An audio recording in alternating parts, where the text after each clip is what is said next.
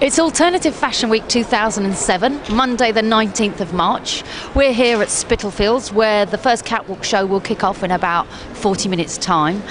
It's pretty cold and it's extremely windy, which is causing a problem for these backdrops. Basically, they're getting a bit wild. People behind them are trying to weigh them down, so hopefully they're not going to be swept away in a gust of wind. And new innovation this year, we have armbands. Ooh. We're going to nip backstage and see if we can grab last year's winners who are also showing today, and also we're hoping to speak to some people from People Tree. We're here with Arabella Preston from People Tree. Arabella works with People Tree as their PR and has been with them for a couple of months now. Because People Tree are one of our most established ethical labels, how come they're showing at Alternative Fashion Week 2007? We firstly want to show our support of the younger designers, and I think it's great that if someone like People Tree can get involved because they are an established name. Also because we are an alternative to the regular fashion that you'll see on the high street and in the stores. You know, we are fair trade and the gold standard really for ethical fashion. Now, you've been working with Topshop for a few seasons. Is that a relationship that's set to continue? Absolutely. We've got People Tree for Topshop, which launched in Fairtrade Fortnight about 3 weeks ago. As the second collection goes in store in April, and we're currently working on a knitwear line with them for autumn-winter. So yes, it is continuing, and it's not just the Oxford Circus store, it's now gone into 20 stores nationwide, which is fantastic. Now, obviously, Alternative Fashion Week, we're going to see other ethical labels here, but we don't find them in Topshop, do we? You've really kind of led the way. Is People Tree comfortable with the fact that Topshop won't sign the Ethical Trading Initiative, shows no signs itself of displaying any ethical behaviour in its trading practices, yet you're happy to work alongside them? Absolutely, for a few reasons. We were initially approached by Topshop at the launch of the Fairtrade Cotton Mart by one of their junior buyers who is very passionate about fair trade. She approached us. She took the concept of bringing People Tree in store right to the very top. It's a really nice example of a small change making a huge difference. And People Tree, even though we are the most established ethical fashion label, fair trade fashion label, we are still very small. And the kind of consumer awareness that has been generated by our relationship with Topshop and the awareness of fair trade as an industry is something we can never have achieved on our own, and as a campaigning organisation that's a good thing. Do you think that you will be able to persuade Topshop to become more ethical in its own practices? Is that something you're working on? I certainly hope so. I mean, you know, our relationship, we launched this collaboration with them a few weeks ago, and that's been a real learning process for their design team and their buying team. We didn't change our terms of trade for them at all. We asked them, they had to buy their cotton order a year ago before it had even been grown, as with all our cotton. And you know, teaching them about the different lead times involved when they're used to working to 6 to 8 weeks, and we're talking about a year. You know, making these small changes, and I think it will filter through. And on the catwalk, tell us what we're going to see today. This is going to be the Spring-Summer 2007 collection? That's right, it's going to be our Spring-Summer collection. It's really bright and vibrant, lots of kind of organic fair trade cotton and lovely colours, and I think it'll be really exciting. And people can buy everything they see on the catwalk today on your website? Absolutely, peopletree.co.uk. We're here with Stevie and Emma from Ophelia Fancy. These were the winners last year. They won the Swatch 2006 Alternative Fashion Week. You won some money, and you also got the opportunity to do a work placement with Camilla Sturck. What was that like?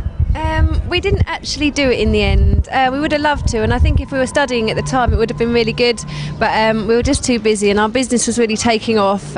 We used the winnings from the show to get a deposit ready for a studio, so really we were too busy moving into the studio and getting our next collection ready and releasing the one that we showed, so we're just too busy really. We would have liked to have done it, but we were rushed off our feet as usual. So winning enabled you to give up. You had 2 jobs at the time, didn't Yeah, you, I did. Stevie? You were working for LWT and part-time in I worked for London Weekend Television Wardrobe Department, and I worked for She Said Boutique, a really nice little lingerie boutique part-time. First of all, I gave up LWT, and then I shortly followed by She Said Boutique. And then as soon as I'd given up both my jobs, we started to earn a bit more money, and then Em gave her job up shortly afterwards. That's really good. Ophelia Fancy full time now. I know, no way. We sell underwear, but primarily a lot of people find use for our things as outerwear. So we like to promote ourselves as not just lingerie, but more occasional wear. And where can we buy your clothes at the moment? Where are your stockists?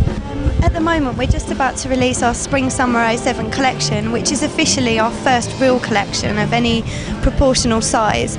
And originally we were sold to about 6 shops nationally, but in the release of our next collection, I think we've got 12 shops internationally, 2 in Paris, one in Greece.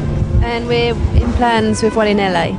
Yeah, as well as we're still after a couple of shops in London, so we've got a lot in the southeast, one up north, but we're aiming to hit London next. Brighton.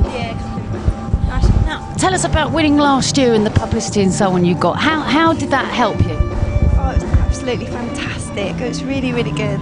Like we said, FUK's website, we had so many people contact us about it, and before the show, when you googled Ophelia Fancy, you just get 1 or 2 things come up, and I know now there's like 8 pages of Ophelia Fancy, along with some random things, but most of it's about us. Yeah, people nicking our name and putting them in the blogs. That's the normal thing. That's when you know you've made it. Getting there. Yeah, getting there. Will you come back next year, do you think? I think so. I think, I really like Alternative Fashion Week. Everything's sorted for you. We arranged our own show in November last year, and it's so much hard work, like arranging the venue and the lights and the music and, everything. But yeah, Alternative Fashion Week's really good. It might not be so cold next year.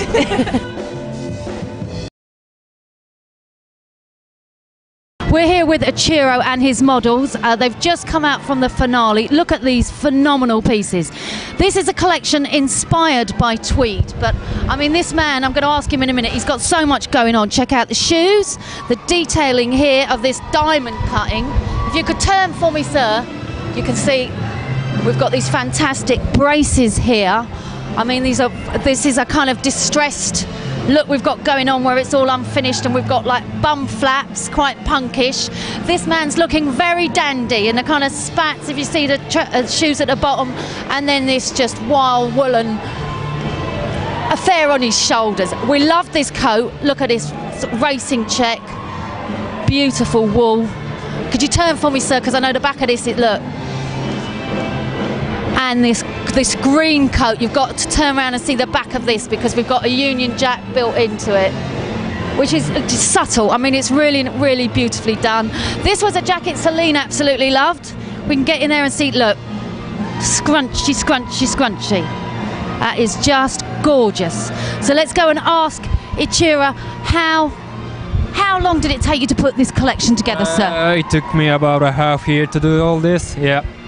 And tell us this fascination with tweed, tartan and tailoring. Tell me how that came about. I was traveling around Scotland for about 2 months. Then I was doing some research about tweed and tartan. Tweed has been always considered ideal for a sporting casual jacket, but I wanted to make something completely different and unique. Yeah, done completely different, yeah. And have you... where have you produced these clothes? Is it something you've done yourself? Are you working with a factory? No, I was doing a final year last year, so this is actually my final collection from last year. Yeah. And what do you hope to do with this collection now? Obviously, a lot more people have seen it today. What are you hoping will happen? Obviously, I want to just carry on making things because I'm really into this men's clothes and tailoring. Yeah. So I don't really know what I'm cut out for exactly. So I'm into tailoring as well as being the designer. So I'll see. Tell us a little bit about your method, how you work, because there are unfinished details, distressed details. You do patchworking. Yeah. It's quite a punk approach to tailoring, is it? Yeah, exactly. How can I say? Approach. Yeah. For example, I did 2 years of tailoring, so there's a lot of hand stitches involved. So it takes twice as long as sort of producing the manufactured garment. Yeah, everything just took me like 5 days to complete everything. So yeah. Fantastic. Thank you very much for speaking to us.